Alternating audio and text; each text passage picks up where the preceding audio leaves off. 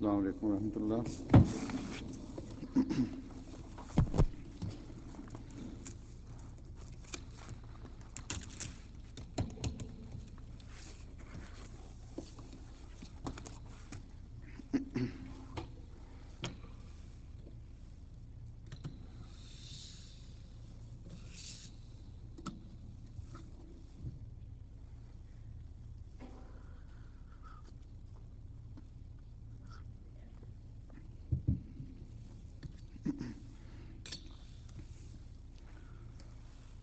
أشهد أن لا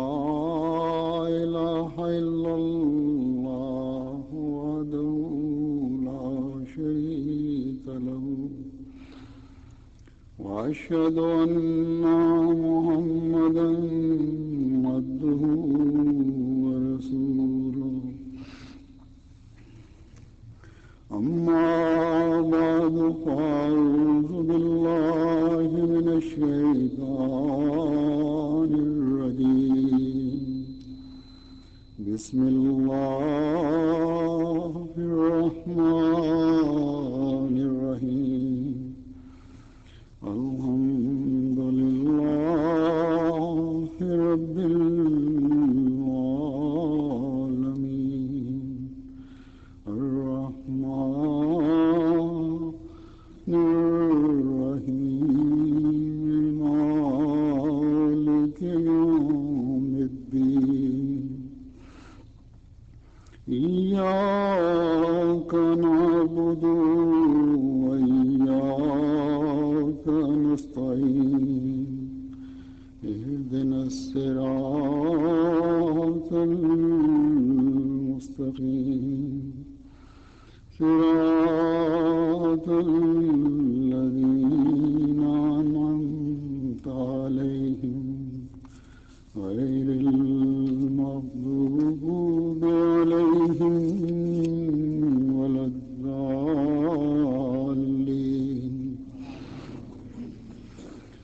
فبما رحمة من الله لنت لهم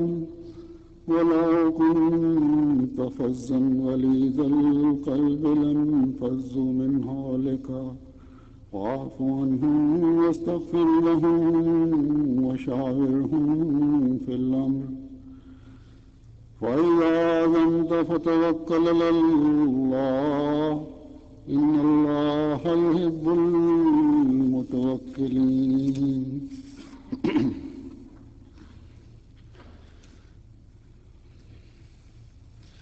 جماعت احمدیہ کا نظام ایک ایسا نظام ہے جو بچپن سے لے کر مرنے تک ہر احمدی کو ایک پیار محبت کی لڑی میں پرو کر رکھتا ہے. بچہ جب 7 سال کی عمر کو پہنچتا ہے تو اسے ایک نظام کے ساتھ وابستہ کر دیا جاتا ہے اور وہ مجلس اطفال الحمدیہ کا رکن بن جاتا ہے، ممبر بن جاتا ہے. ایک بچی جب 7 سال کی عمر کو پہنچتی ہے تو وہ ناصرات الحمدیہ کی رکن بن جاتی ہے، جہاں انہیں ایک ٹیم ورک کے تحت کام کرنے کی تربیت دی جاتی ہے. پھر انہی میں سے ان کے سائق بنا کر اپنے عہدیدار کی اطاعت کا تصور پیدا کیا جاتا ہے. پھر 15 سال کی عمر کو جب پہنچ جائیں تو بچے خدام الحمدیہ کی تنظیم میں اور بچیاں لجنہ مائلہ کی تنظیم میں شامل ہو جاتی ہیں اور ایک انسانی ڈھانچے کے تحت تربیت حاصل کر کے، بچپن سے تربیت حاصل کر کے یہ اوپر آنے والے بچے اور بچیاں ہیں جب نوجوانی کی عمر میں قدم رکھتے ہیں تو ان نئی تنظیموں میں شامل ہونے سے جماعتی نظام اور طریقے کی ان کو مزید واقفیت پیدا ہوتی ہے. اور عمر کے ساتھ ساتھ کیونکہ اب یہ بچے اور بچیاں اس عمر کو پہنچ جاتے ہیں جس میں شعور پیدا ہو جاتا ہے، اس لیے 15 سال کی عمر کے بعد یہ خود بھی اپنے میں سے ہی اپنے عہدیدار منتخب کرتے ہیں اور ان کے تحت ان کی تربیت ہو رہی ہوتی ہے اور ایک انتظام چل رہا ہوتا ہے۔ تو 15 سال کی عمر کے بعد جیسا کہ میں نے کہا کہ لجنہ یا خدام میں جا کر اپنے عہدیدار اپنے میں سے منتخب کرتے ہیں جب یہ لوگ، اور پھر مرکزی ہدایات کی روشنی میں متفرق امور اور تربیتی امور خود سر انجام دے رہے ہوتے ہیں تفصیل میں جا کر، اور ان پر عمل بھی کرتے ہیں۔ تو بچپن سے ہی ایسی تربیت حاصل کرنے کی وجہ سے، ایسے پروگراموں میں شمولیت کی وجہ سے ان کو ٹریننگ ہو جاتی ہے، اور پھر یہی بچے جب بڑے ہوتے ہیں اور جماعتی نظام میں پوری طرح سموئے جاتے ہیں تو جماعتی کاموں میں بھی زیادہ فائدہ مند اور مفید وجود ثابت ہوتے ہیں اور اس کا نظام کا ایک حصہ بنتے ہیں۔ تو بہرحال انہی ذیلی نظاموں کا حصہ بنتے ہوئے ہر بچہ، جوان، عورت، مرد جماعتی نظام کا بھی حصہ جب بن جاتے ہیں تو گو جماعتی نظام پہلے ہے، مقدم ہے، لیکن اس میں ہر بچے اور نوجوان کی اس طرح مکمل انوالومنٹ نہیں ہوتی جس طرح کہ وہ شروع میں اپنی ذیلی تنظیموں میں ہو رہی ہوتی ہے، اور ہو بھی نہیں سکتی۔ اس لیے حضرت مسلم موعود نے یہ ذیلی تنظیموں کا قیام کیا تھا، اور یہ آپ کا ایک بہت بڑا احسان ہے جماعت پر۔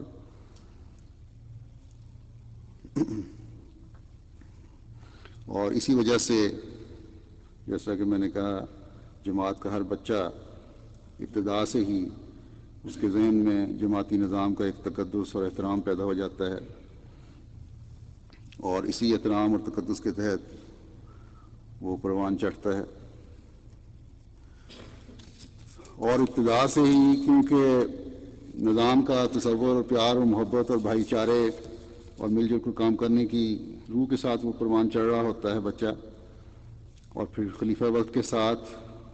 ہر موقع پر ذاتی پیار اور محبت کا تعلق اس ٹریننگ کی وجہ سے قائم ہو رہا ہوتا ہے اور ہو جاتا ہے۔ اس لیے ہر فرد جماعت جب جماعت کے کاموں میں بڑھ چڑھ کر حصہ لے رہا ہو اور اپنے عہدیداران کی اطاعت بخوشی کرتا ہے تو اس لیے کرتا ہے کہ بچپن سے نظام کے بارے میں پڑھنے والی آواز اور خلیفہ وقت سے ذاتی تعلق اور پیار کی وجہ سے مجبور ہے، اور اب اللہ تعالیٰ کے فضل سے نظام جماعت کیونکہ مضبوط بنیادوں پر قائم ہو چکا ہے اور خلیفہ وقت کی بھی براہ راست اس پر نظر ہوتی ہے، اس لیے نئے شامل ہونے والے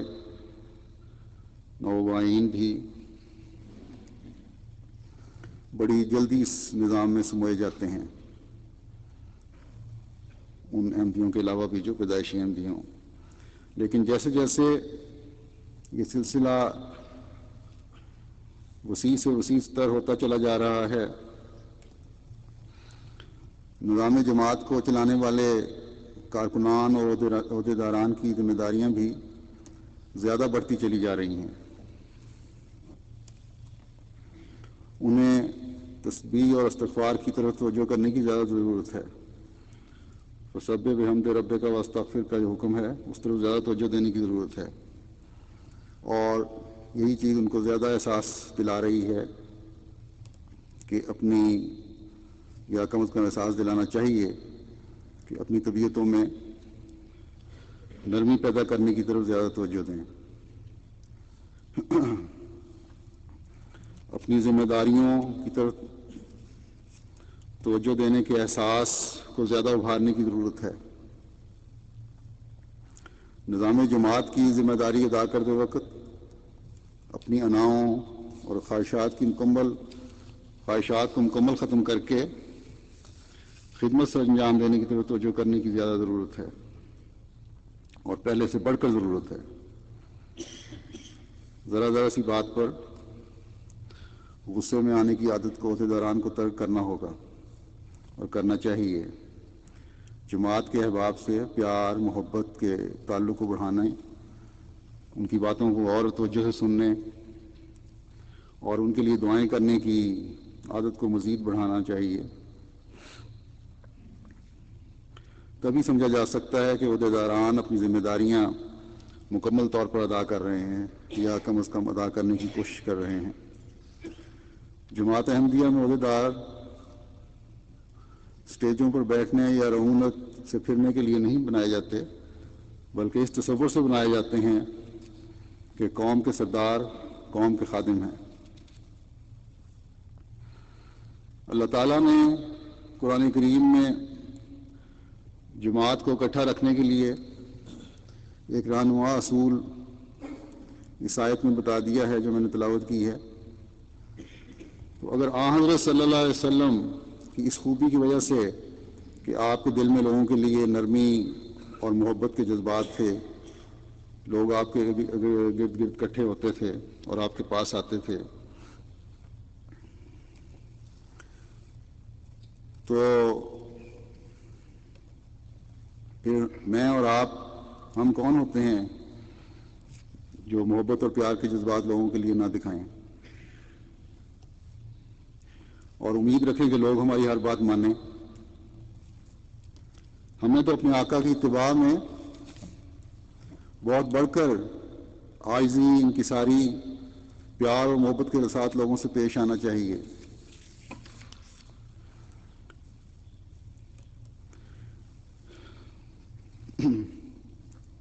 کیونکہ خلیفہ وقت کے لیے تو ہر ملک میں، ہر شہر میں یا ہر محلے میں جا کر لوگوں کے حالات سے واقفیت حاصل کرنا مشکل ہے۔ اس لیے نظام جماعت قائم ہے، جیسا کہ میں نے بتایا کہ اب اللہ تعالیٰ کی فضل سے بہت مضبوط بنیادوں پر قائم ہو چکا ہے۔ وہ تمام عہدیدار جو چاہے ذیلی تنظیموں کے عہدیدار ہوں چاہے جماعتی عہدیدار ہوں، خلیفہ وقت کے نمائندے کے طور پر اپنے اپنے علاقے میں متعین ہیں اور ان سے یہی امید کی جاتی ہے، یہی تصور ہے کہ وہ خلیفہ وقت کے نمائندے ہیں۔ اگر وہ اپنے علاقے کے احمدیوں کے حقوق ادا نہیں کر رہے، ان کی غم خوشی میں شریک نہیں ہو رہے، ان سے پیار محبت کا سلوک نہیں کر رہے، یا اگر خلیفہ وقت کی طرف سے کسی معاملے میں رپورٹ منگوائی جاتی ہے تو بغیر تحقیق کے مکمل تاریخ کے جواب دے دیتے ہیں، یا کسی ذاتی انات کی وجہ سے جو خدا نہ کرے ہمارے کسی عہدیدار میں ہو غلط رپورٹ دے دیتے ہیں، تو وہ گناہ گار ہیں۔ ایسے تمام عہدیدار ابھی گزشتہ دنوں بغیر تحقیق کے، مکمل تحقیق کے ایک رپورٹ چند احمدیوں کے بارے میں مقامی جماعت کی طرف سے مرکز میں آئی کہ انہوں نے فلاں جماعتی روایات سے ہٹ کر کام کیا ہے اور جماعتی قواعد کے مطابق اس کی سزا اخراج نظام جماعت تھی۔ تو جب مرکزی دفتر نے مجھے لکھا اور ان شخص کو اخراج نظام جماعت کی سزا دی ہو گئی، تو جن کو سزا ہوئی تھی انہوں نے جب شور مچایا کہ ہمارا تو اس کام سے کوئی واسطہ ہی نہیں، ہم بالکل معصوم ہیں اور کسی طرح بھی ہم ملوث نہیں ہیں، تو پھر مرکز نے نئے سرے سے جب کمیشن مقرر کیا خود اور تحقیق کی تو پتہ چلا کہ صدر جماعت نے بغیر مکمل تحقیق کی رپورٹ کر دی تھی، اور اب صدر صاحب کہتے ہیں غلطی سے نام چلا گیا۔ یعنی یہ کوئی بچوں کا کھیل ہو گیا کہ ایک معصوم کو اتنی سخت سزا دلوا رہے ہیں اور پھر بھولے بن کر کہہ دیا کہ غلطی سے یہ نام چلا گیا۔ تو ایسے غیر ذمہ دار صدر کو تو میں نے مرکز کو کہا ہے کہ فوری طور پر ہٹا دیا جائے، اور آئندہ بھی جو کوئی ایسی غیر ذمہ داری کا ثبوت دے گا اس کو پھر تا زندگی کبھی کوئی جماعتی عہدہ نہیں ملے گا۔ ایسے شخص نے ہمیں بھی گناہ گار بنوایا، اللہ تعالیٰ معاف فرمائے۔ حدیث میں آتا ہے، حضرت معقل بن یسار بیان کرتے ہیں کہ میں نے حضرت صلی اللہ علیہ وسلم سے فرماتے ہوئے سنا کہ جس کو اللہ تعالیٰ نے لوگوں کا نگران اور ذمہ دار بنایا ہے، وہ اگر لوگوں کی نگرانی، اپنے فرض کی ادائیگی اور ان کی خیر خواہی میں کوتاہی کرتا ہے تو اس کے مرنے پر اللہ تعالیٰ اس کے لیے جنت حرام کر دے گا اور اسے بہشت نصیب نہیں کرے گا۔ پھر ایک حدیث ہے، ابن عمر بیان کرتے ہیں کہ حضرت صلی اللہ علیہ وسلم نے فرمایا، تم میں سے ہر ایک نگران ہے، اس سے اپنی رعایا کے بارے میں پوچھا جائے گا۔ امیر نگران ہے اور آدمی اپنے گھر کا نگران ہے، عورت بھی اپنے خاوند کے گھر کی نگران ہے، اولاد کی نگران ہے، بس تم میں سے ہر ایک نگران ہے اور ہر ایک سے اس کی رعایا کے متعلق پوچھا جائے گا کہ اس نے اپنی ذمہ داری کو کس طرح نبھایا ہے۔ تو تمام عہدیداران اپنے اپنے دائرہ عمل میں نگران بنائے گئے ہیں۔ میں نے پہلے بھی ذیلی تنظیموں کا بھی ذکر کیا ہے، تو بعض دفعہ بعض رپورٹیں ذیلی تنظیموں کی معلومات پر مبنی ہوتی ہیں، ان کی طرف سے آ رہی ہوتی ہیں۔ تو اگر ہر لیول پر اس نگرانی کا صحیح حق ادا نہیں ہو رہا ہوگا تو پھر حضرت صلی اللہ علیہ وسلم نے تنبیہ فرما دی ہے کہ اگر تم لوگ بطور نگران اپنے فرائض کی ادائیگی صحیح نہیں کر رہے تو تم پوچھے جاؤ گے۔ اللہ تعالیٰ کے حضور مجرم کی حیثیت سے حاضر ہونا اور پوچھا جانا بذات خود ایک خوف پیدا کرنے والی بات ہے، لیکن یہاں تو فرمایا کہ یہ نہ سمجھو کہ پھر پوچھے جاؤ گے اور شاید نرمی کا سلوک ہو جائے اور جان بچ جائے، بلکہ فرمایا کہ جنت ایسے لوگوں پر حرام کر دی جائے گی۔ بس بڑا شدید انظار ہے، خوف کا مقام ہے، رونگٹے کھڑے ہو جاتے ہیں۔ اللہ تعالیٰ ہر عہدیدار کو ذمہ داریاں نبھانے کی توفیق عطا فرمائے۔ یہ بھی بات یاد رکھنی ضروری ہے کہ ذیلی تنظیموں کی عاملہ ہو، لجنہ انصار خدام کی یا جماعت کی عاملہ، کسی شخص کے بارے میں جب عاملہ میں کوئی رائے قائم کرنی ہو تو اس بارے میں جلدی نہیں کرنی چاہیے، چاہے ایسے شخص کے گزشتہ رویے کے بارے میں علم ہو کہ کوئی بعید نہیں اس نے ایسی حرکت کی ہو، اس لیے اس کو سزا دے دو یا سزا کی سفارش کر دو، نہیں، بلکہ جو معاملہ عاملہ کے سامنے پیش ہوا ہے اس کی مکمل تحقیق کریں۔ اگر شک کا فائدہ مل سکتا ہے تو اس کو ملنا چاہیے جس پر الزام لگ رہا ہے۔ اگر وہ مجرم شخص مجرم ہے تو شاید اس کو احساس یہ ہو جائے کہ گو میں نے یہ جرم تو کیا ہے لیکن شک کی وجہ سے مجھ سے صرف نظر کیا گیا ہے، تو آئندہ اس کی اصلاح بھی ہو سکتی ہے، یا کم از کم مجلس عاملہ یا ایسے عہدیدار اس حدیث پر تو عمل کرنے والے ہوں گے جو حضرت عائشہ سے روایت ہے، بیان کرتی ہیں کہ حضرت صلی اللہ علیہ وسلم نے فرمایا، مسلمان کو سزا سے بچانے کی حتی الامکان کوشش کرو، اگر اس کے بچنے کی کوئی راہ نکل سکتی ہو تو معاملہ رفع دفع کرنے کی سوچو۔ امام کا معاف اور درگزر کرنے میں غلطی کرنا سزا دینے میں غلطی کرنے سے بہتر ہے۔ پھر ایک حدیث ہے، حضرت ابن عباس رضی اللہ عنہما سے روایت ہے کہ نبی کریم صلی اللہ علیہ وسلم نے فرمایا، جو شخص مسلمانوں کے اجتماعی معاملات کا ذمہ دار ہو، اللہ اس کی حاجات اور مقاصد پورے نہیں کرے گا جب تک وہ لوگوں کی ضروریات پوری نہ کرے۔ تو اس حدیث میں یہ توجہ دلائی گئی ہے کہ بحیثیت عہدیدار تم پر بڑی ذمہ داری ہے، بہت بڑی ذمہ داری عائد ہوتی ہے، اس لیے صرف یہ نہ سمجھو کہ عہدیدار بن کر صرف عاملہ میں بیٹھ کر جو معاملات لڑائی جھگڑے یا لین دین کے آتے ہیں ان کو ہی نپٹانا مقصود ہے، بلکہ ہر عہدیدار پر ذمہ داری عائد ہوتی ہے کہ وہ اپنی ذمہ داری نبھائے۔ ہر سیکٹری اپنے فرائض کی ادائیگی کا ذمہ دار ہے۔ اب سیکٹری امورامہ کا صرف یہ کام نہیں ہے کہ آپ اس کے فیصلے کروائے جائیں یا غلط حرکات اگر کسی کی دیکھیں تو انہیں دیکھ کر مرکز میں رپورٹ کر دی جائے، اس کا یہ کام بھی ہے کہ اپنی جماعت کے ایسے بیکار افراد جن کو روزگار میسر نہیں، خدمت خلق کا بھی کام ہے اور روزگار مہیا کرنے کا بھی کام ہے، اس کے لیے روزگار کی تلاش میں مدد کرے۔ بعض لوگ طبعاً کاروباری ذہن کے بھی ہوتے ہیں، ایسے لوگوں کی فہرستیں تیار کریں اگر ایسے افراد میں یہ صلاحیت دیکھیں تو تھوڑی بہت مالی مدد کر کے ان کو معمولی کاروبار بھی ان سے شروع کروایا جا سکتا ہے، اور اگر ان میں صلاحیت ہوگی تو وہ کاروبار چمک بھی جائے گا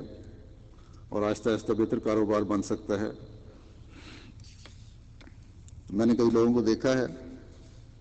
جو پاکستان میں بھی سائیکل پہ پھیری لگا کر یا کسی دکان کے تھڑے پر بیٹھ کے ٹوکری رکھ کر یا چند کپڑے کے تھان رکھ کر اس وقت دکانوں کے مالک بنے ہوئے ہیں۔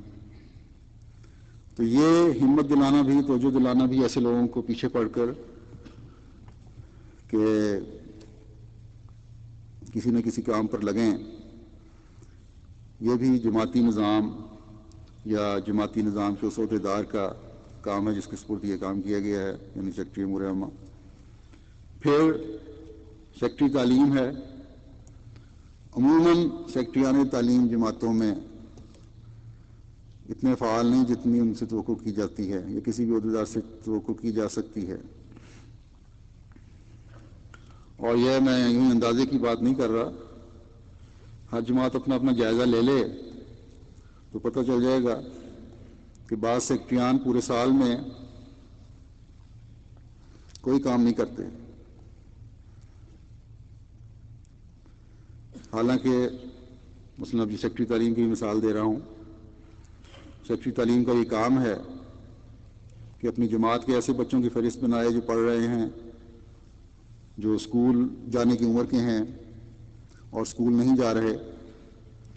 پھر وجہ معلوم کریں کہ کیا وجہ ہے کہ وہ اسکول نہیں جا رہے، مالی مشکلات ہیں یا صرف نکمہ پانی ہے، اور ایک احمدی بچے کو تو اس کو توجہ دلانی چاہیے کہ ایک احمدی بچے کو تو پھر اس طرح وقت ضائع نہیں کرنا چاہیے۔ مثلاً پاکستان میں ہر بچے کے لیے خلیفۃ المسیح ثالث رحمہ اللہ تعالیٰ نے یہ شرط لگائی تھی کہ ضرور میٹرک پاس کرے، بلکہ اب تو معیار کچھ بلند ہو گئے ہیں۔ میں کہوں گا کہ ہر احمدی بچے کو کم از کم ایف اے ضرور کرنا چاہیے۔ افریقہ میں یہ کم از کم معیار ہے پڑھائی کا، سیکنڈری اسکول کا یا جی سی ایس سی وغیرہ یہاں بھی ہے وہاں بھی، اسی طرح ہندوستان میں، بنگلہ دیش میں اور ملکوں میں یہاں بھی میں نے دیکھا ہے، یورپ اور امریکہ کے بعض لڑکے ملتے ہیں وہ پڑھائی چھوڑ بیٹھے ہیں،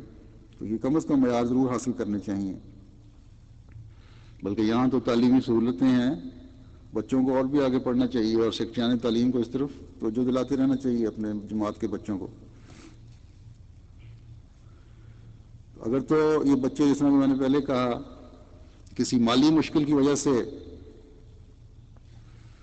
پڑھائی چھوڑی ہوئی انہوں نے،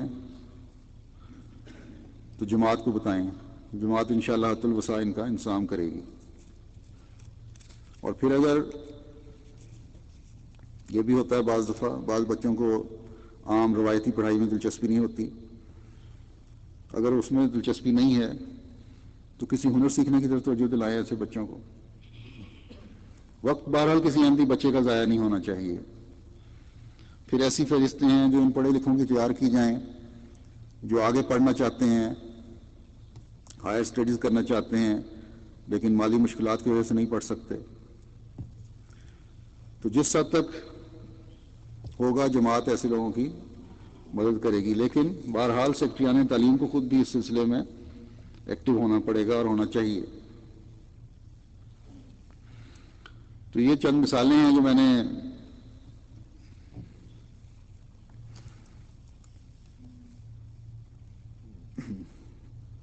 کام کی، جو ذمہ داری ہے سیکرٹری تعلیم کی، اور بھی بہت سارے کام ہیں، اس بارے میں چند مثالیں میں نے دی ہیں۔ اگر محلے کے لیول سے لے کر نیشنل لیول تک تمام سیکرٹریان تعلیم مؤثر ہو جائیں تو اور کام کرنے والے ہوں تو یہ تمام باتیں جو میں نے بتائی ہیں، اور اس کے علاوہ بھی بہت ساری باتیں، ان سب کا علم بھی ہو سکتا ہے، ایک فہرست تیار ہو سکتی ہے، اور پھر ایسے طلباء کو مدد کر کے ان کو آگے پڑھایا بھی جا سکتا ہے۔ پھر سیکرٹری تربیت یا اصلاح و ارشاد ہے، ان کو بھی بہت فعال کرنے کی ضرورت ہے۔ اگر یہ ایک سیکٹریان تربیت اور یا اصلاح و ارشاد بعض جگہوں پہ کہلاتے ہیں، اپنے معین پروگرام بنا کر نچلے سے نچلے لیول سے لے کر مرکزی لیول تک کام کریں جس طرح کے کام کرنے کا حق ہے، تو امور عامہ کے مسائل بھی اس سے حل ہو جائیں گے، تربیت سے۔ تعلیم کے مسائل بھی کافی حد تک کم ہو جائیں گے اس سے، رشتہ ناطہ کے مسائل بھی بہت حد تک کم ہو جائیں گے۔ یہ آپس میں اتنے ملے ہوئے ہیں شعبے کہ تربیت کا شعبہ فعال ہونے سے بہت سارے شعبے خود بخود فعال ہو جاتے ہیں،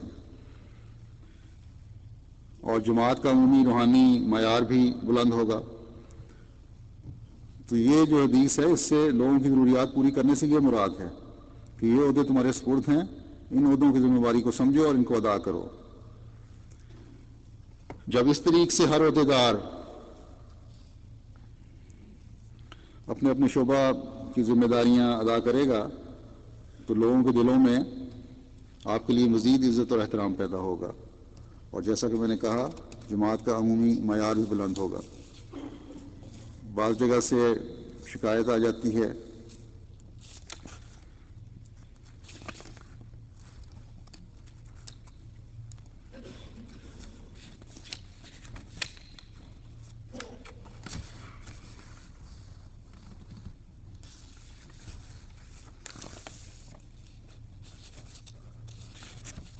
اس بارے میں مسلم موت کا ایک اقتباس ہے، وہ میں سناتا ہوں۔ فرمایا کہ دنیا میں بہترین مسلح وہی سمجھا جاتا ہے جو تربیت کے ساتھ اپنے ماننے والوں میں ایسی روح پیدا کر دیتا ہے کہ اس کا حکم ماننا لوگوں کے لیے آسان ہو جاتا ہے اور وہ اپنے دل پر کوئی بوجھ محسوس نہیں کرتے۔ یہی وجہ ہے کہ قرآن کریم میں باقی الہامی کتب پر فضیلت رکھتا ہے، اور الہامی کتابیں تو یہ کہتی ہیں کہ یہ کرو اور وہ کرو، مگر قرآن یہ کہتا ہے کہ اس لیے کرو۔ گویا وہ خالی حکم نہیں دیتا بلکہ اس حکم پر عمل کرنے کی انسانی قلوب میں رغبت پیدا کر دیتا ہے۔ تو سمجھانا اور سمجھا کر قوم کے افراد کو ترقی کے میدان میں اپنے ساتھ لے جانا یہ کامیابی کا ایک اہم گر ہے، اور قرآن کریم نے اس پر خاص زور دیا ہے۔ چنانچہ سورہ لقمان میں حضرت لقمان کو اپنے بیٹے کو مخاطب کر کے جو نصیحتیں بیان کی گئی ہیں ان میں سے ایک نصیحت یہ ہے کہ وقصد فی مشیک واغضض من صوتک، کہ تمہارے ساتھ چونکہ کمزور لوگ بھی ہوں گے اس لیے ایسی طرز پر چلنا کہ کمزور رہ نہ جائیں۔ بے شک تم آگے بڑھنے کی کوشش کرو مگر اتنے تیز بھی نہ ہو جاؤ کہ کمزور تبائے بالکل رہ جائیں۔ دوسرے جب بھی تم کوئی حکم دو تو محبت اور پیار اور سمجھا کر دو، اس طرح نہ کہو کہ ہم یوں کہتے ہیں۔ تو قرآن شریف کی تعلیم یہ ہے کہ محبت اور پیار سے حکم دو، نہ کہ آرڈر ہو، بلکہ اس ایسے رنگ میں بات کرو، دوسرے فرما رہے ہیں کہ بلکہ ایسے رنگ میں بات کرو، ایسے رنگ میں بات پیش کرو کہ لوگ اسے سمجھ سکیں اور وہ کہیں کہ اس کو تسلیم کرنے میں تو ہمارا اپنا فائدہ ہے۔ واغضض من صوتک کہ یہی معنی ہے۔ گویا میانہ روی اور پرحکمت کلام یہ دو چیزیں مل کر قوم میں ترقی کی روح پیدا کیا کرتی ہیں، اور پرحکمت کلام کا بہترین طریق یہ ہے کہ دوسروں میں ایسی روح پیدا کر دی جائے کہ جب انہیں کوئی حکم دیا جائے تو سننے والے کہیں کہ یہی ہماری اپنی خواہش تھی۔ یہی وقت ہوتا ہے کہ جب کسی قوم کا قدم ترقی کی طرف سرعت کے ساتھ بڑھنا شروع ہو جاتا ہے۔ پھر بعض اور بھی شکایات ہیں، بعض جگہ سے شکایت آ جاتی ہے کہ ہم نے اپنے حالات کی وجہ سے امداد کی درخواست دی، جو مرکز سے مقامی جماعت میں تحقیق کے لیے آئی تو صدر جماعت نے بڑے غصے میں آئے اور کہا کہ تم نے براہ راست درخواست دی کیوں، ہمارے ذریعے کیوں نہ بھیجوائی۔ تو لکھنے والے یہ لکھتے ہیں خیر ہم نے تو ان سے معافی مانگ لی، دوبارہ ان کے ذریعے سے درخواست بھیجوائی گئی، لیکن ایک لمبا عرصہ گزر گیا ہے ابھی تک کوئی کارروائی نہیں ہوئی ہے، پتہ بھی نہیں لگا، جو ہماری ضرورت تھی وہ اسی طرح قائم ہے۔ ایک تو ڈانٹ ڈپٹ کی گئی، بے عزتی کر کے معافی منگوائی گئی، دوبارہ درخواست لکھوائی اور پھر کارروائی بھی نہیں کی. تو اگر کسی عہدے دار نے یا صدر جماعت نے یہ سمجھ کر کہ یہ درخواست لکھنے والا یا درخواست دہندہ اس قابل نہیں ہے کہ اس کی امداد دی جائے، تو ایسے لوگوں کو پیار سے بھی سمجھایا جا سکتا ہے. اور پھر اگر مدد نہیں کرنی تھی درخواست دوبارہ لکھوانے کی ضرورت ہی کیا تھی؟ تو یہ چیزیں ایسی ہیں کہ بلا وجہ عہدے دار کے لیے لوگوں کے دلوں میں بے چینی پیدا کرتی ہیں. ان چیزوں سے اجتناب کرنا چاہیے. عمراء ہوں، صدران ہوں، ہر وقت یہ ذہن میں رکھیں کہ وہ خلیفہ وقت کے نمائندے کے طور پر جماعتوں میں متعین کیے گئے ہیں، اور اس لحاظ سے ان کو ہر وقت اپنا جائزہ لیتے رہنا چاہیے.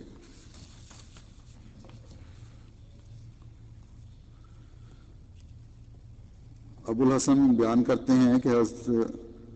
عمرو بن مرہ نے حضرت معاویہ سے کہا کہ میں نے حضرت صلی اللہ علیہ وسلم سے فرماتے ہوئے سنا ہے کہ جو امام حاجت مندوں، ناداروں اور غریبوں کے لیے اپنا دروازہ بند رکھتا ہے، اللہ تعالیٰ بھی اس کی ضروریات وغیرہ کے لیے آسمان کا دروازہ بند کر دیتا ہے. حضور علیہ السلام کے اس ارشاد کو سننے کے بعد حضرت معاویہ نے ایک شخص کو مقرر کر دیا کہ وہ لوگوں کی ضروریات اور مشکلات کا مداوع کیا کرے اور ان کی ضرورتیں پوری کرے. تو جماعتی نظام جو ہے وہ اس لیے مقرر کیا گیا ہے. پھر حضرت معاذ بن جبل بیان کرتے ہیں کہ حضرت صلی اللہ علیہ وسلم نے فرمایا، جہاں بھی تم ہو اللہ تعالیٰ کا تقوی اختیار کرو. اگر کوئی برا کام کر بیٹھو تو اس کے بعد نیک کام کرنے کی کوشش کرو. یہ نیکی اس بدی کو مٹا دے گی اور لوگوں سے خوش اخلاقی اور حسن سلوک سے پیش آؤ. ابو بردہ سے روایت ہے کہ حضرت نے ابو موسیٰ اور معاذ بن جبل کو یمن کی طرف بھیجا. آپ نے ہر ایک کو ایک حصہ کی طرف بھیجا. یمن کے 2 حصے تھے. پھر فرمایا، آسانی پیدا کرنا، مشکلیں پیدا نہ کرنا، محبت و خوشی پھیلانا اور نفرت نہ پنپنے دینا. حضرت عائشہ رضی اللہ عنہا فرماتی ہیں کہ رسول اللہ صلی اللہ علیہ وسلم نے میری اس کوٹری میں فرمایا، یا اللہ، جو کوئی میری امت کا حاکم ہو پھر وہ ان پر سختی کرے تو تو بھی ان پر سختی کرنا، اور جو کوئی میری امت کا حاکم ہو اور وہ ان پر نرمی کرے تو تو بھی ان سے نرمی فرمانا. تو اصل میں تو عمراء، صدران یا عہدیداران یا کارکنان جو بھی ہیں، ان کا اصل کام تو یہ ہے کہ اپنے اندر بھی، اپنے میں بھی اور لوگوں میں بھی نظام جماعت کا احترام پیدا کیا جائے. اور اسی طرح جماعت کے تمام افراد کا بھی یہی کام ہے کہ اپنے اندر بھی اور اپنی نسلوں میں بھی جماعت کا احترام پیدا کریں، نظام جماعت کا احترام پیدا کریں. حضرت مسلم موعود رضی اللہ تعالیٰ عنہ نے جو فرمایا تھا کہ جو نصائح میں عہدے داران کو کرتا ہوں اس کا یہ مطلب نہیں کہ یہ صرف عہدے داران کے لیے ہیں، بلکہ تمام افراد جماعت مخاطب ہوتے ہیں اور ان کو بھی یہ نصائح ہیں. ہو سکتا ہے کہ کل کو کسی عہدے دار کے ایک جگہ سے دوسری جگہ چلے جانے کی وجہ سے، یا بیمار ہو جانے کی وجہ سے، یا بڑھاپے کی وجہ سے، یا فوت ہو جانے کی وجہ سے کوئی دوسرا شخص اس کے عہدے کے لیے مقرر کر دیا جائے. پھر انتخابات بھی ہوتے ہیں اور عہدے بدلتے بھی رہتے ہیں. تو ہر ایک کو اپنے ذہن میں یہ سوچ رکھنی چاہیے کہ جب بھی وہ عہدیدار بنیں گے وہ ایک خادم کے طور پر خدمت کرنے کے لیے بنیں گے. پھر بعض دفعہ یہ ہوتا ہے کہ عہدیدار بدلے بھی جاتے ہیں. خلیفہ وقت خود بھی اپنی مرضی سے بعض عہدوں کو تبدیل کر دیتے ہیں. تو بہرحال نئے آنے والے شامل ہوتے ہیں اور نئے آنے والوں کی بھی وہی سوچ ہونی چاہیے، اور اگر بنیادی ٹریننگ ہوگی تو اس سوچ کے ساتھ جب عہدہ ملے گا تو کام کرنے کی سہولت بھی رہے گی ان کو.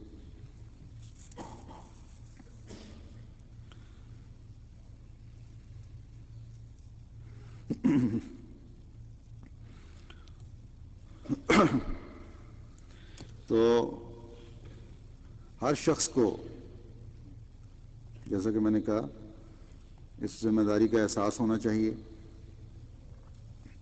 کہ اس نے نظام جماعت کا احترام کرنا ہے اور دوسروں میں بھی یہ احترام پیدا کرنا ہے۔ تو خلیفہ وقت کی تسلی بھی ہوگی کہ ہاں، ہر جگہ پر مجھے کام کرنے والے کارکنان، نظام کو سمجھنے والے کارکنان، کامل اطاعت کرنے والے کارکنان میسر آ سکتے ہیں۔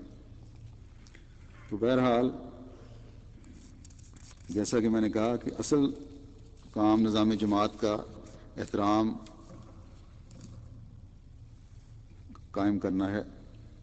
اور اس کو صحیح خطوط پر چلانا ہے۔ اس کے لیے عہدیداران کو، کارکنان کو دو طرح کے لوگوں سے واسطہ پڑتا ہے۔ ایک تو وہ ہیں جو جماعت کے عام ممبر ہیں۔ جتنے زیادہ یہ مضبوط ہوں گے،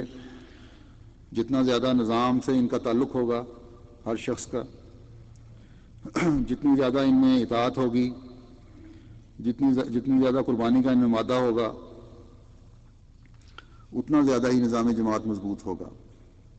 اور یہ چیزیں ان میں کس طرح پیدا کی جائیں؟ اس سلسلہ میں عہدیداران کے فرائض کیا ہیں، اس کا تو تذکرہ میں اوپر کر چکا ہوں۔ اگر یہ پیار اور محبت کا سلوک رکھیں گے تو یہ باتیں لوگوں میں پیدا ہوتی چلی جائیں گی، اور یہی آپ کا گروہ ہے۔ جتنا زیادہ اس کا تعلق مضبوط ہوگا جماعت سے اور عہدیداران سے، اتنا زیادہ ہی نظام جماعت بھی آرام سے اور بغیر کسی رکاوٹ کے چلے گا، اتنا زیادہ ہی ہم دنیا کو اپنا نمونہ دکھانے کے قابل ہو سکیں گے، اتنا زیادہ ہی ہم نظام جماعت کی پختگی نظر آئے گی ہمیں، جتنا تعلق افراد جماعت اور عہدیداران میں ہوگا۔ اور پھر خلیفہ وقت کی بھی تسلی ہوگی کہ جماعت ایسی مضبوط بنیادوں پر قائم ہو چکی ہے جس سے بوقت ضرورت مجھے کارکنان اور عہدیداران میسر آ سکتے ہیں۔ اگر کسی جگہ کچھ جماعتیں تو اعلیٰ معیار کی ہوں اور کچھ جماعتیں ابھی بہت پیچھے ہوں، تو بہرحال یہ فکر کا مقام ہے۔ تو عہدیداران کو اپنے علاقے میں، اپنے ضلع میں یا اپنے ملک میں اس نہج پر جائزے لینے ہوں گے کہ کہیں کوئی کمی تو نظر نہیں آ رہی۔ اپنے کام کے طریق کا جائزہ لینا ہوگا، اپنی عاملہ کی مکمل انوالومنٹ کا یا مکمل ان کاموں میں شمولیت کا جائزہ لینا ہوگا۔ کہیں آپ نے عہدے صرف اس لیے تو نہیں اپنے پاس رکھے ہوئے کہ عہدہ مل گیا ہے اور معذرت کرنا مناسب نہیں، اس لیے عہدہ رکھو، اور اس طرح جس طرح بھی کام چلتا ہے چلائی جاؤ۔ اس طرح تو جماعتی نظام کو نقصان پہنچ رہا ہوگا۔ اگر تو ایسی بات ہے تو یہ زیادہ معیوب بات ہے اور یہ زیادہ بڑا گناہ ہے بنسبت اس کے کہ عہدے سے معذرت کر دی جائے۔ اس لیے ایسے عہدیدار تو اس طرح جماعت کے نظام کو، جماعت کے وقار کو نقصان پہنچانے والے عہدیدار ہیں۔ دوسرے جو ایک ذمہ داری ہے عہدیداران کی، وہ عام لوگوں سے ہٹ کر اپنے دوسرے سے برابر کے عہدیداروں یا ماتحت عہدیداران یا کارکنان کا احترام ہے۔ یہ کوئی دنیاوی عہدہ نہیں ہے، جس طرح کہ پہلے بھی میں کہہ آیا ہوں کہ جو آپ کو مل گیا ہے اور کوئی سمجھ بیٹھے کہ اب سب طاقتوں کا میں مالک بن گیا ہوں۔ یہاں بھی جیسا کہ اللہ تعالیٰ کا حکم ہے، امیر اپنے عاملہ کا احترام کریں، ان کی رائے کو وقت دیں، اس پر غور کریں۔ اسی طرح اگر کوئی ماتحت بھی رائے دیتا ہے تو اس کو بھی قدر کی نگاہ سے دیکھیں، کم نظر سے نہ دیکھیں۔ اگر حضرت صلی اللہ علیہ وسلم کو حکم ہے کہ مشورہ کریں تو ہم آپ تو پھر بہت معمولی چیز ہیں۔ تو کسی کی رائے کو کبھی تکبر کی نظر سے نہیں دیکھنا چاہیے، اپنا ایک وقار عہدیدار کا ہونا چاہیے، اور یہ نہیں کہ غصے میں مغضوب الغضب ہو کر ایک تو رائے کو رد کر دیا اور مسجد میں یا میٹنگ میں تو تکار بھی شروع ہو جائے، یا گفتگو ایسے لہجے میں کی جائے جو جس سے کسی بھی دوسرے عہدیدار کا یا کسی بھی شخص کے بارے میں جس سے استخفاف کا پہلو نکلتا ہو، کم نظر سے دیکھنے کا پہلو نکلتا ہو، تو ہمارے عہدیداران اور کارکنان کو تو انتہائی وسعت حوصلہ کا مظاہرہ کرنا چاہیے، کھلے دل سے تنقید بھی سننی چاہیے، برداشت بھی کرنی چاہیے، اور پھر ادب کے دائرے میں رہ کر ہر شخص کی عزت نفس ہوتی ہے اس کا خیال رکھ کر دلیل سے جواب دینا چاہیے۔ یہ نہیں کہ میں نے یہ کہہ دیا اس پر عمل نہیں ہو رہا تو تم یہ ہو تم وہ ہو، یہ بڑا غلط طریق ہے۔ تو عہدیدار کا مقام جماعت میں ہر عہدیدار کا مقام جماعت میں عہدیدار کا ہے، چاہے وہ چھوٹا عہدیدار ہے یا بڑا عہدیدار ہے، اور پھر قطع نظر اس کے کہ کسی کی خدمت کو لمبا عرصہ گزر گیا ہے یا کسی کی خدمت کو تھوڑا عرصہ گزرا ہے۔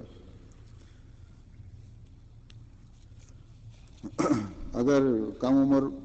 والے سے یا عہدے میں اپنے سے کم درجہ والے سے بھی ایسے رنگ میں کوئی گفتگو کرتا ہے جس سے سبکی کا پہلو نکلتا ہو، تو گو دوسرا شخص اپنی وسعت حوصلہ کی وجہ سے، یعنی جس سے تلخ کلامی کی گئی ہے، وہ اپنی وسعت حوصلہ کی وجہ سے اطاعت کے جذبہ سے برداشت بھی کر لے ایسی بات، لیکن اگر ایسے عہدیدار کا معاملہ جو دوسرے عہدیداران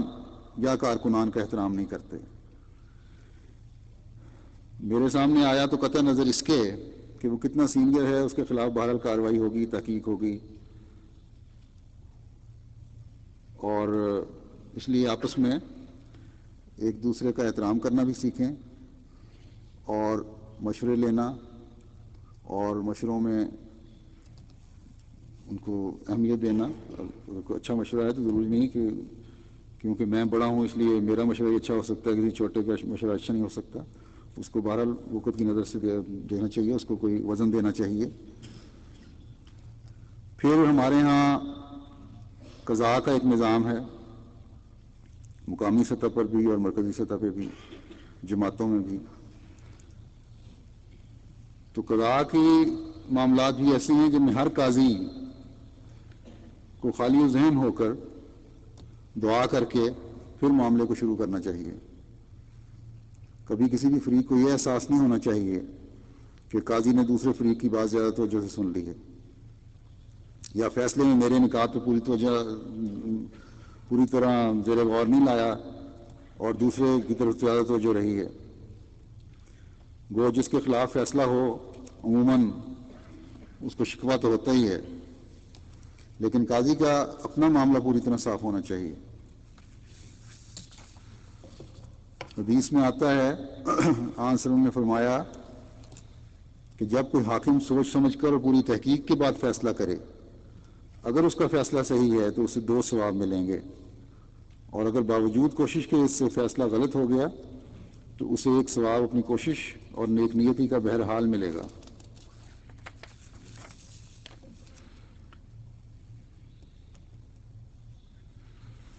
پھر حضرت معاذ بن جبل کے کچھ ساتھی جو ہم اس کے رہنے والے تھے بیان کرتے ہیں کہ حضرت صلی اللہ علیہ وسلم نے جب حضرت معاذ کو یمن کا قاضی بنا کر بھیجا تو معاذ سے پوچھا جب کوئی مقدمہ تمہارے سامنے پیش ہو تو کیسے فیصلہ کرو گے؟ معاذ نے عرض کیا کتاب اللہ کے مطابق فیصلہ کروں گا، یعنی قرآن شریف کے مطابق فیصلہ کروں گا۔ آپ نے پوچھا اگر کتاب اللہ میں وضاحت نہ ملے تو پھر کیا کرو گے؟ معاذ نے عرض کی اللہ تعالیٰ کے رسول کی سنت کے مطابق فیصلہ کروں گا۔ آپ نے فرمایا نہ سنت میں کوئی وضاحت پاؤ اور نہ کتاب اللہ میں تو پھر کیا کرو گے؟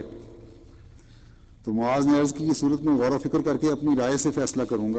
کرنے کی کوشش کروں گا، اور اس میں کسی سستی اور غفلت سے کام نہیں لوں گا۔ حضور نے یہ سن کر معاذ کے سینے پر شاباش دینے کے لیے ہاتھ مارا اور فرمایا الحمدللہ، خدا کا شکر ہے کہ اس نے اللہ کے رسول کے قاصد کو یہ توفیق دی اور وہ صحیح طریقہ کار سمجھا جو اللہ کے رسول کو پسند ہے۔ تو یہ ہے اصول فیصلہ کرنے کا کہ قرآن سے رہنمائی لی جائے، پھر سنت سے رہنمائی لی جائے، اگر خلفاء کے ارشادات ہیں اس بارے میں ان سے رہنمائی لی جائے، اور پھر اگر کہیں سے بھی کسی مخصوص امر کے بارے میں رہنمائی نہ ملے تو دعا کرتے ہوئے، اللہ کے حضور جھکتے ہوئے، اس سے مدد مانگتے ہوئے کسی بات کا فیصلہ کیا جائے جو بھی مقدمہ آپ کے سامنے پیش ہے، قاضیوں کے ان کا فیصلہ کیا جائے۔ اب تو تقریباً تمام معاملات میں اصولی قواعد مرتب ہیں، قاضیوں کو مل بھی جاتے ہیں، فقہی مسائل یا مسئلے بھی چھپے ہوئے موجود ہیں،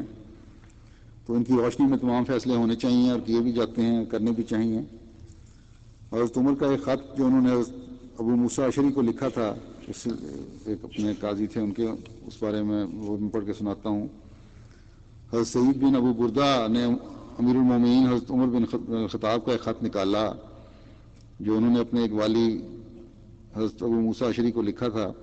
یہ روایت ہے۔ تو اس کا مضمون یہ تھا کہ قضاء ایک محکم اور پختہ دینی فریضہ اور واجب الاتباع سنت ہے۔ جب کوئی مقصد یا کیس آپ کے سامنے پیش ہو تو معاملے کو اچھی طرح سمجھنے کی کوشش کرو، کیونکہ صرف حق بات کہنا اور اس کے نفاذ کی کوشش نہ کرنا بے فائدہ ہے۔ حق بات کہہ تو دی اگر نفاذ کی کوشش نہیں کی بے فائدہ ہے۔ کیا بلحاظ مجلس کا، کیا بلحاظ توجہ اور کیا بلحاظ عدل و انصاف سب لوگوں کے درمیان مساوات قائم رکھو، سب سے ایک جیسا سلوک کرو تاکہ کوئی بااثر تم سے ظلم کرانے کی امید نہ رکھے اور کسی کمزور کو تیرے ظلم و جور کا ڈر اور اندیشہ نہ ہو، اور ثبوت پیش کرنا مدعی کا فرض ہے، اور قسم و منکر مدعا علیہ پر آئے گی۔ مسلمانوں کے درمیان مصالحت کرانے کی کوشش کرنا اچھی بات ہے، ہاں ایسی صلح کی اجازت نہیں ہونی چاہیے جس کی وجہ سے حرام حلال بن رہا ہو اور حلال حرام، یعنی خلاف شریعت صلح جائز نہیں ہوگی۔ اگر تم کوئی فیصلہ کرو اور پھر غور و فکر کے بعد اللہ کی ہدایت سے دیکھو کہ فیصلے میں غلطی ہو گئی ہے، تو صحیح فیصلے غلطی ہو گئی ہے اور صحیح فیصلہ اور طرح ہے، تو اپنا کل کا فیصلہ واپس لینے اور اسے منسوخ کرنے میں ذرا برابر ہچکچاہٹ محسوس نہ کرو یا شرم محسوس نہیں کرنی چاہیے، کیونکہ حق اور عدل ایک قدیمی صداقت ہے اور حق سچ کو کوئی چیز باطل اور غلط بنا سکتی ہے، اس لیے حق کی طرف لوٹ جانا اور حق کو تسلیم کر لینا باطل میں پھنسے رہنے اور غلط بات اور مصر رہنے سے کہیں بہتر ہے۔ جو بات تیرے دل میں کھٹکے اور قرآن و سنت میں اس کے بارے میں کوئی وضاحت نہ ہو تو اس کو اچھی طرح سمجھنے کی کوشش کرو، اس کی مثالیں تلاش کرو، اس سے ملتی جلتی صورتوں پر غور کرو، پھر اس پر قیاس کرتے ہوئے کوئی فیصلہ کرنے کی کوشش کرو، اور جو پہلو اللہ تعالیٰ کے ہاں زیادہ پسندیدہ لگے اور حق اور سچ کے زیادہ مشابہ نظر آئے اسے اختیار کرو۔ مدعی کو ثبوت پیش کرنے کے لیے مناسب تاریخ اور وقت دو تاکہ وہ اپنے دعویٰ کے حق میں ثبوت اکٹھے کر سکے۔ اگر مقررہ تاریخ پر وہ ثبوت اور بینہ پیش کر سکے تو فبہا، ورنہ اس کے خلاف فیصلہ سنا دو۔ یہ طریق اندھے پن کو دور کرنے والا ہے اور بے خبری کو اندھیرے کو روشن کرنے والا ہے، یعنی اس سے الجھا ہوا معاملہ سلجھ جائے گا اور ہر قسم کے عذر اور اعتراض کا مؤثر جواب ہوگا۔ سب مسلمان برابر شاہد عادل ہیں، ایک دوسرے کے حق میں اور ایک دوسرے کے خلاف گواہی دے سکتے ہیں اور ان گواہیوں کے مطابق فیصلہ ہوگا، سوائے اس کے کسی کو حد کی سزا مل چکی ہو یا اس کے جھوٹی شہادت دینے کا تجربہ ہو چکا ہو یا قرابت کے دعویٰ میں اس کو کوئی تہمت لگی ہو۔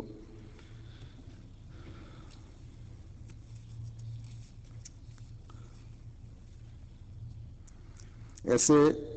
یا اس کا اصل رشتہ کسی اور شخص یا قوم سے ہو اور دعویٰ کسی اور کے رشتہ دار ہونے کا کرے،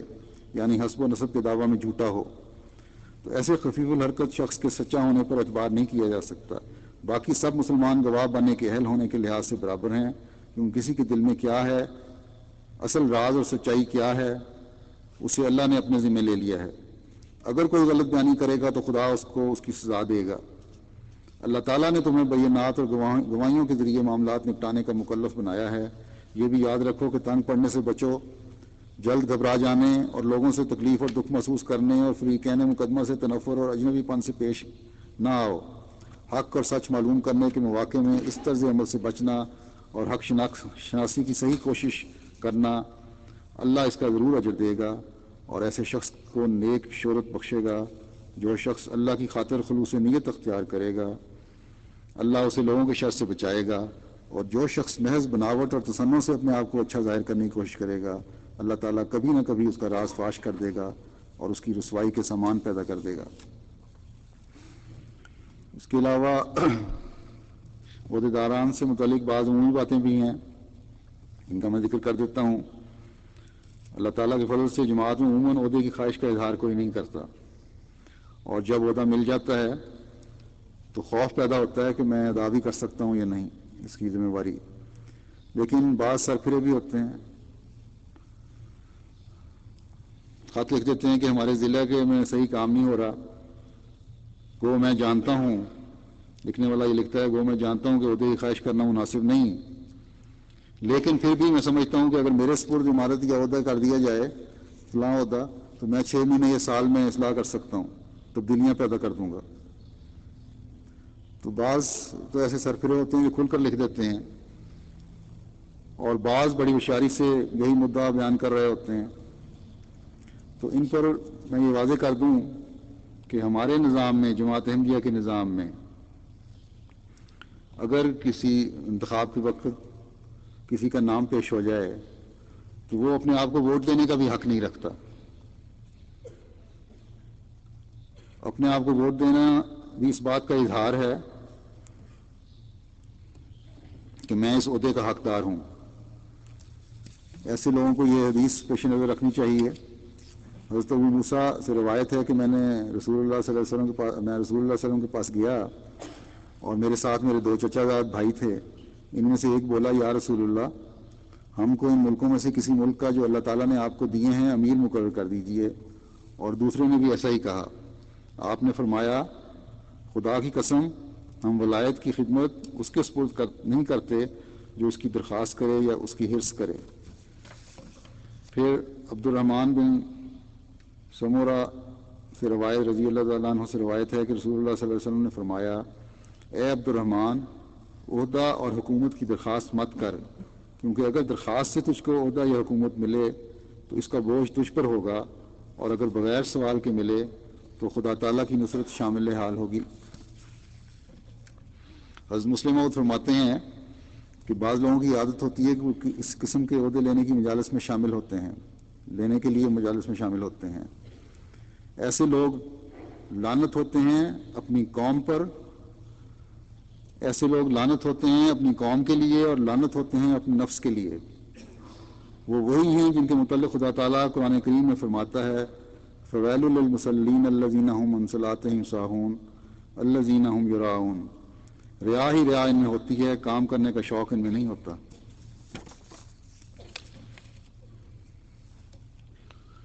پھر حضرت مسلم نے ایک جگہ فرمایا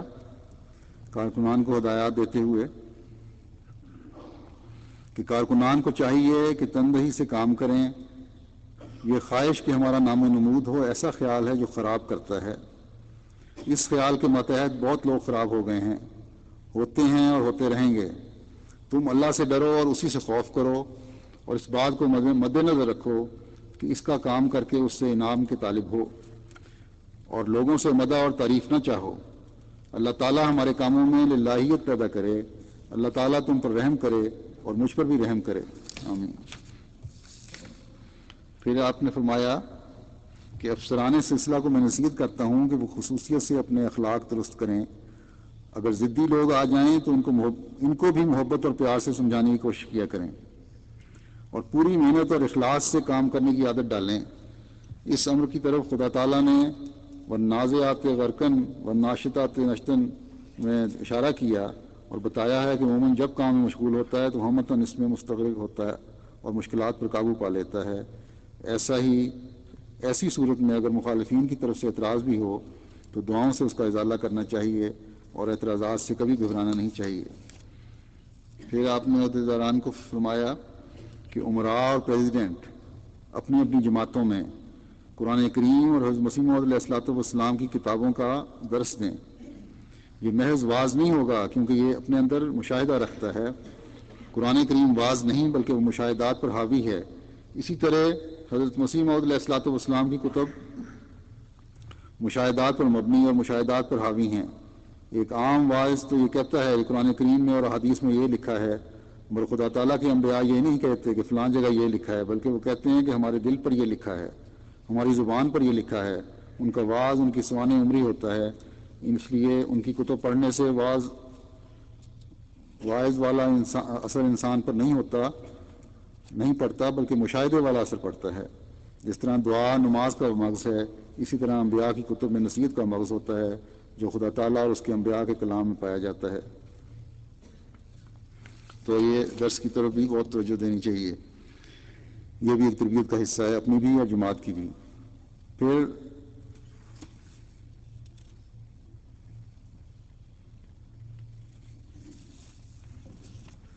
آخر میں پھر ایک خلاصتاً دوبارہ بیان کر دیتا ہوں.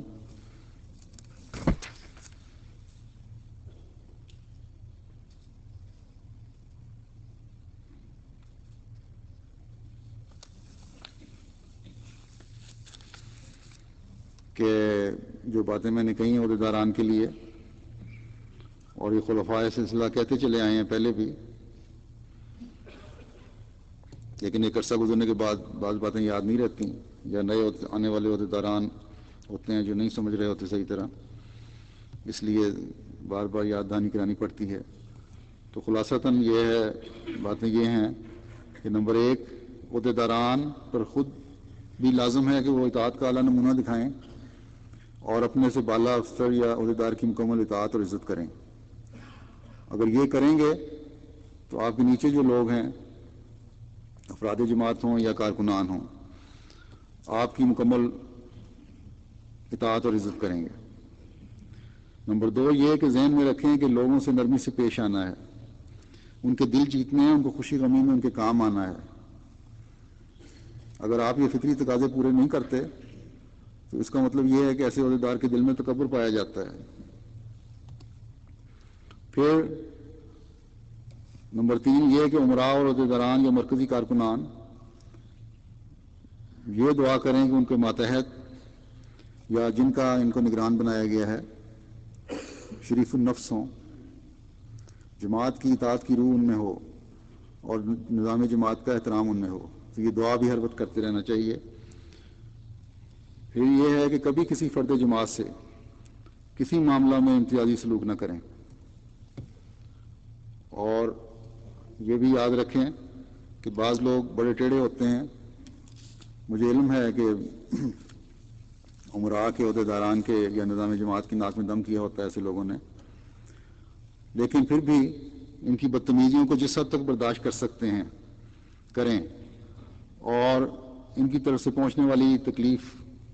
پر کسی قسم کا شکوہ نہ کریں. بدلہ لینے کا خیال بھی دل میں کبھی نہ آئے. ان کے لیے دعا کریں، اللہ تعالیٰ سے مدد مانگیں. پھر یہ ہے کہ نظام جماعت کا استحکام اور حفاظت سب سے مقدم رہنا چاہیے، اور اس کے لیے ہمیشہ کوشش کرتے رہنا چاہیے. پھر کبھی اپنے گرد جی حضوری کرنے والے یا خوشامد کرنے والے لوگوں کو اکٹھا نہ ہونے دیں. جن عہدیداروں پر ایسے لوگوں کا قبضہ ہو جاتا ہے، پھر ایسے عہدیداران سے انصاف کی توقع نہیں کی جا سکتی. ایسے عہدیدار پھر ان لوگوں کے ہاتھ میں کٹ پتلی بن جاتے ہیں. تبھی تو حضرت صلی اللہ علیہ وسلم نے اس دعا کی تلقین فرمائی ہے کہ اللہ تعالیٰ کبھی برے مشیر میرے ارد گرد اکٹھے نہ کرے.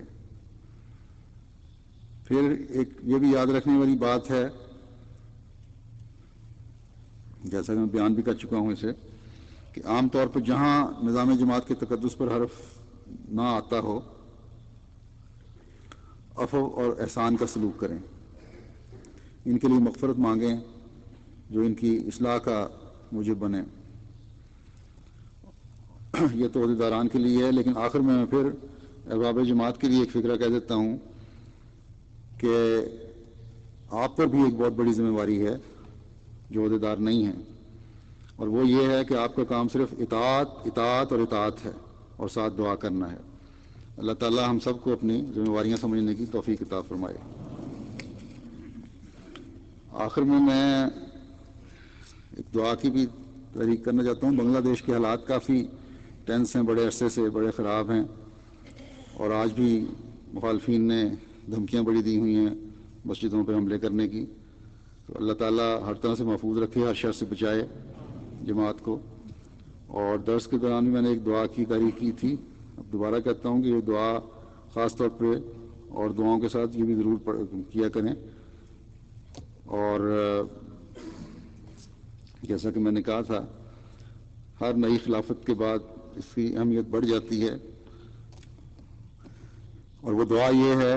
کہ حضرت نواب مبارکہ بیگم صاحب خواب کے ذریعے سے اللہ میاں نے حضرت مسیح علیہ الصلوۃ والسلام خواب میں آئے تھے اور کہا تھا کہ دعا پڑھے جماعت کہ ربنا لا تزغ قلوبنا بعد اذ ہدیتنا وہب لنا من لدنک رحمۃ انک انت الوہاب، کہ اے ہمارے رب ہمارے دل ٹیڑھے نہ کرنا بعد اس کے جو تو نے ہمیں ہدایت دی، اور ہمیں اپنے حضور سے رحمت عطا کرنا، یقیناً تو بہت عطا کرنے والا ہے. یہ دعا بہت کیا کریں، اللہ تعالیٰ ہمیں ہر شر سے محفوظ رکھے.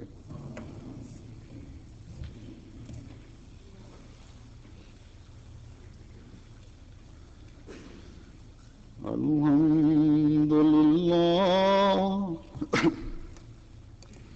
الحمد للہ نحمدہ ونستعینہ ونستغفرہ ونؤمن بہ